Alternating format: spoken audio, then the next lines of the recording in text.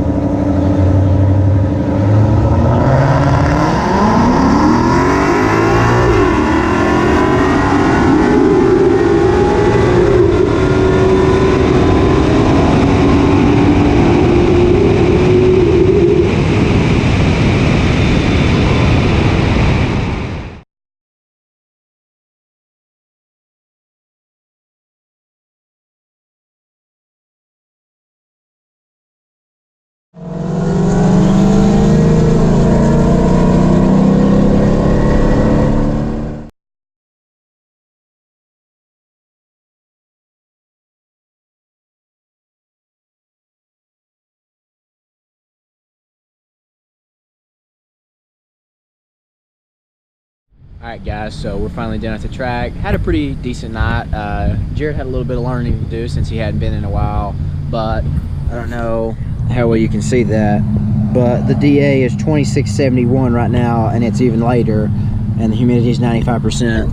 So obviously we're in ideal track conditions, and obviously we also go to this thing called Grudge Wars, which is a no prep event where literally anyone can race for $5. So we might need to go to like a test and tune or whatever, but we do have some exciting news regarding drag racing on a little bit bigger stage coming up soon. So we're gonna go have a little bit of fun. But best pass of the night for me was 12.80, and Jared broke into the 12s with a 2.60 foot. He couldn't get his car to hook that well, so he went 12.99, which is good. And both of our cars trapped over 111 miles an hour. So we'll show you the slips and stuff in the videos. But yeah, pretty good night. And so don't forget to subscribe down below, give us a like. Tell us what you think about if you've ever seen a car with headers on 93 versus a car on E85 without headers. So they should make very similar wheel horsepower. So it's kind of cool to see. The E85 seems to hit a little harder down low, and Jared's car seems to definitely pull up top. But sometimes at least. Our cars are weird. Maybe we can't drive, I don't know. But again, all in all, successful night. Didn't break anything, had a good time. So subscribe down below. Look at we're doing our giveaway still, so look in the description below for details. But we got to get out of here. It's 2:30. Jared's got work in the morning, so peace out.